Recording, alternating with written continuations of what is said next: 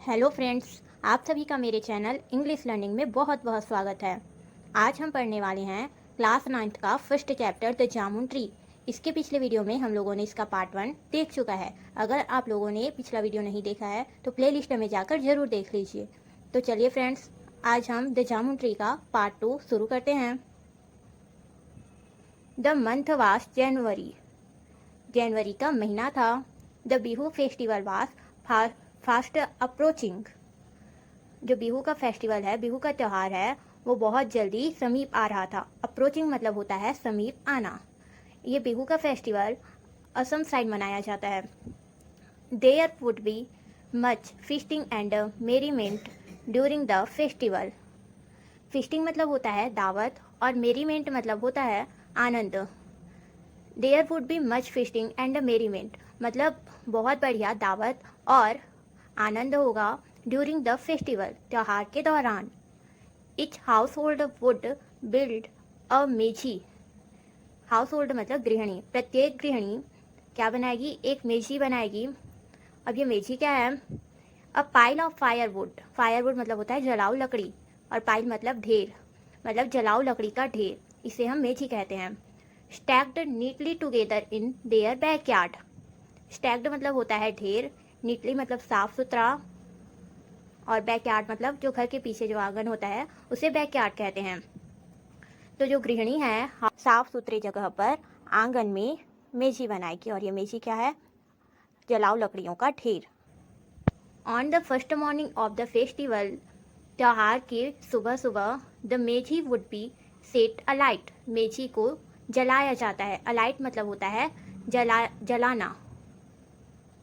Invoking the blessings of अग्नि the God of fire.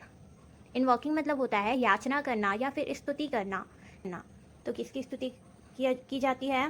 The God of fire मतलब अग्नि देवता की स्तुति की जाती है और उनका आशीर्वाद लिया जाता है। ब्लेसिंग्स मतलब होता है आशीर्वाद। लेट्स बिल्ड अ चैंपियन मेजी दिस ईयर। चलो इस साल मेजी चैंपियन बनाते हैं। बिल्ड मतलब होता है बनाना। Ricky suggested a few days before the festival. जो रिकी है, जो बच्चा है, वो सजेस्ट करता है, सुझाव देता है फेस्टिवल के, त्यौहार के कुछ दिन पहले। Jonak, Monpi and Tinki warmed to the idea. Jonak, Monpi और जो टिंकी है वो इस आइडिया को, वो इस विचार को सहमति देती हैं। मॉन्पी द मोस्ट प्रैक्टिकल वन। जो मॉन्पी है वो बहुत प्रैक्टिकल था, मतलब व्यावहारिक था। Solve the difficulties ahead. वो क्या देखता है? सामने में कठिनाइयाँ देखता है। But where will we get so much wood from.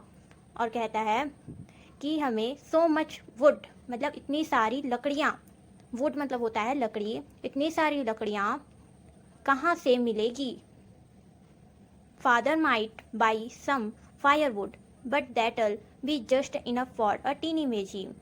जो फादर हैं, जो उनके पिताजी हैं, वो कुछ जलाऊ लकड़ी खरीद लेंगे, लेकिन ये इनफ मतलब होता है पर्याप्त, काफ़ी, लेकिन यह एक टीनी मेजी मतलब छोटे मेजी के लिए ही पर्याप्त होगा। ट्रू एग्रीड टिंकी। सही है। टिंकी जो है सहमति देती है। Mother uses a gas stove in the kitchen. और कहती है उसकी माँ भी किचन में गैस स्टोव यूज़ करती है, गैस का उपयोग करती है। There's no firewood in the house. इसलिए घर में कोई भी जलाऊ लकड़ी नहीं है। For a while the children pondered over the problem. Pondered means होता है विचार करना। फॉर अ वाइल मतलब कुछ समय के लिए। जो बच्चे हैं वो इस प्रॉब्लम पर, इस समस्या पर विचार करने लग गए। Then Ricky's gaze fell on the jamun tree and his eyes lit up. फिर रिक्की क्या करता है? जामुन ट्री को घूरता है। गेज करना मतलब घूरना। जामुन ट्री को घूरता है। And his eyes lit up और उसकी आंखों में चमक आ जाती है, और वो कहता है we can chop down some of the biggest branches of the jamun tree. Chop मतलब होता है काटना, बिगेस्ट ब्रांचेस मतलब बड़ी शाखाओं को। हम जामुन ट्री के, जामुन पेड़ के कुछ, सम ऑफ द मतलब कुछ बड़ी शाखाओं को काट सकते हैं।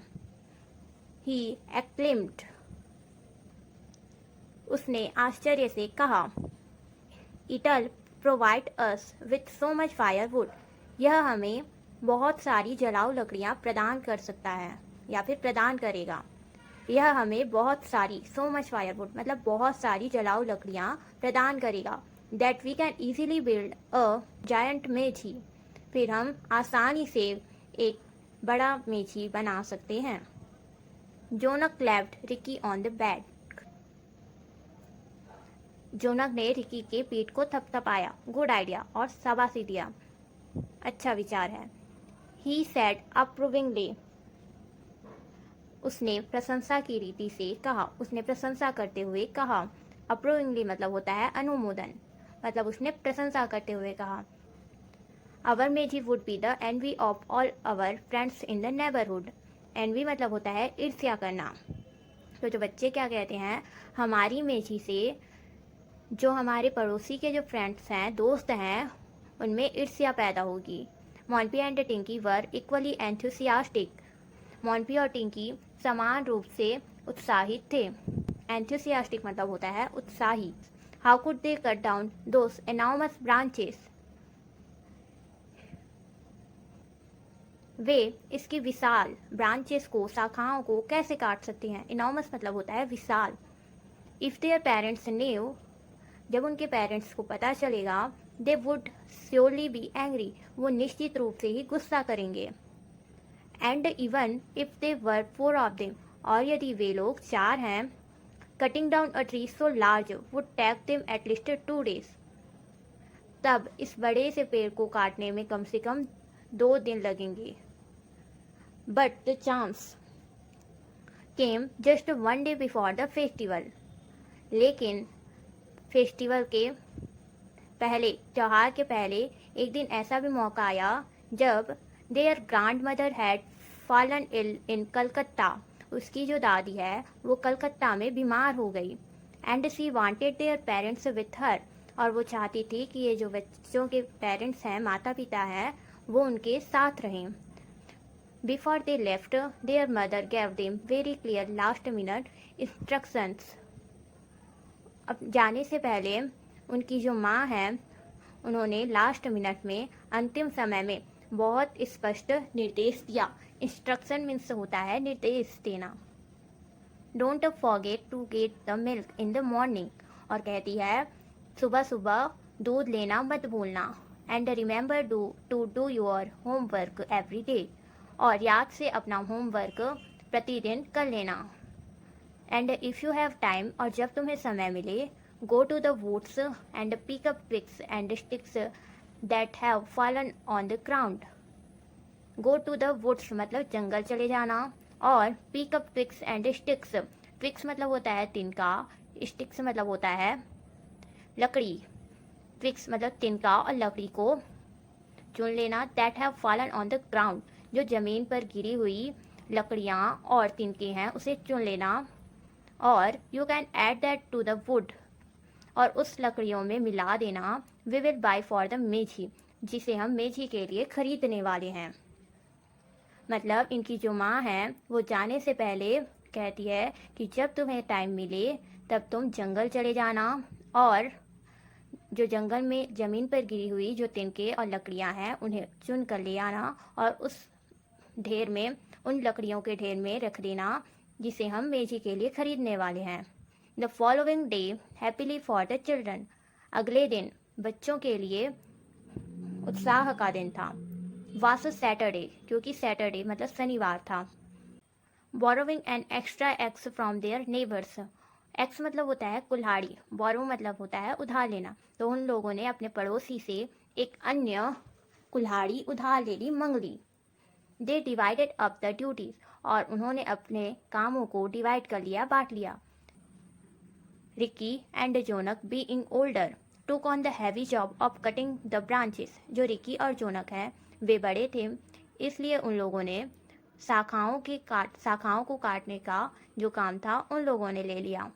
मॉन्पी and Tinki were to stack the wood in neat piles on the ground, और जो मॉन्पी और टिंकी हैं उन लोगों ने स्टॉक मतलब होता है इकट्ठा करना, नीट पाइल्स, नीट मतलब होता है साफ सुथरा, और पाइल मतलब होता है ढेर। वुड मतलब होता है जंगल। तो जो मॉन्पी और टिंकी है वो जो ज़मीन पर गिरी हुई लकड़ियाँ हैं उसे एक साफ सुथरी जगह पर एकत्रित करने का काम उन लोगों ने ले लिया। Rikki climbed to one of the top branches. Rikki जो है जो सबसे ऊपर शाखा है उनमें से एक शाखा पर चढ़ा। It wasn't easy getting there. यह कोई आसान काम नहीं था, बट ही मैनेज्ड इट। लेकिन उसने व्यवस्था कर चढ़ ही लिया। When he had tucked himself between the hug trunk and the thick branch.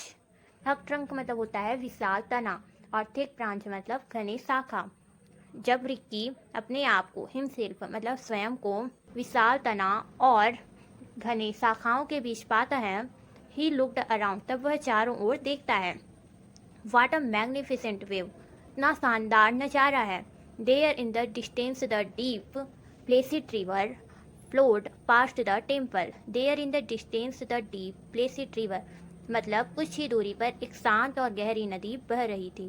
Flowed past the temple मंदिर के पीछे एक शांत और गहरी नदी बह रही थी।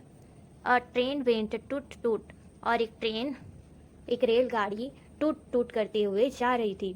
Leaving a trail of ash grey smoke. Ash grey एक कलर है, राख के समान होता है, ऐसे कलर को एस्क्रे कहते हैं। ट्रेल मतलब होता है जो वनों के जंगलों के बीच में जो पगडंडी जैसा रास्ता होता है या फिर पगडंडी का रास्ता होता है उसे ही क्या कहते हैं, ट्रेल कहते हैं। तो जो ट्रेन है वो इस पगडंडी के रास्ते पर एस ग्रे मतलब जो राख जैसा कलर है उसी कलर का उसी रंग का धुआं छोड़ते हुए स्मोक छोड़ते हुए जाती है। In the jamun tree itself birds twittered happily. जो जामुन ट्री में जो बर्ड्स हैं पक्षियाँ हैं वो चहचहा रही थी। But he was forgetting the meji. लेकिन जो रिकी है वो मेजी को भूल ही जाता है। पिकिंग अप द एक्स वह कुल्हाड़ी को पकड़ता है। He began a systematic chop chop close to his body और वह व्यवस्थित रूप से अपने शरीर के पास ही क्लोज टू हिज बॉडी मतलब अपने शरीर के पास ही काटना शुरू कर देता है। बिगेन मतलब होता है शुरू करना। सिस्टमैटिक मतलब होता है व्यवस्थित रूप से। चॉप चॉप मतलब होता है काटना। क्लोज टू हिज बॉडी मतलब अपने बॉडी के अपने शरीर के पास ही वह जामुन ट्री को काटना शुरू करता है। Suddenly he could hear a Srila high pitched scream. Scream मतलब होता है चीख, हाई पिच्ड मतलब तेज आवाज में, और श्रील मतलब भी तेज आवाज होता है। तो जो रिक्की है वो अचानक ही एक ऊंची आवाज में चीख सुनता है। It was the hawk kite that used to nest in the tree. ये किसकी आवाज़ थी? हाक काइट मतलब बाज चील की आवाज़ थी जो इस पेड़ में घोंसले बनाकर रहते थे। He could only see one. वे केवल एक को ही देख पाए। Did that mean the other had gone off to hunt for food for fledglings. Fledglings मतलब होता है जो पक्षी के छोटे छोटे बच्चे होते हैं उसे फ्लेजलिंग्स कहते हैं। हंट मतलब होता है शिकार। डिड दैट मीन तो इसका मतलब है कि the other had gone off to hunt जो अन्य पक्षियां हैं वे शिकार के लिए गई हैं। फूड फॉर फ्लेजलिंग्स अपने बच्चों के खाने के लिए शिकार में गई हैं जो अन्य पक्षियां हैं। Curious he climbed the little further. जिज्ञासापूर्वक वह थोड़ा और ऊपर चढ़ा, आगे बढ़ा। एंड श्योर इनफ और वह निश्चिंत हुआ। देयर वर टू नली फुल ग्राउंड चिक्स। यहाँ पर क्या थी? यहाँ पर दो पूर्ण विकसित लगभग, नली मतलब होता है लगभग, फुल ग्राउंड चिक्स मतलब पूर्ण विकसित चूजे थे। यहाँ पर क्या थे? लगभग दो फुल ग्राउंड मतलब पूर्ण विकसित चूजे थे। इनफैक्ट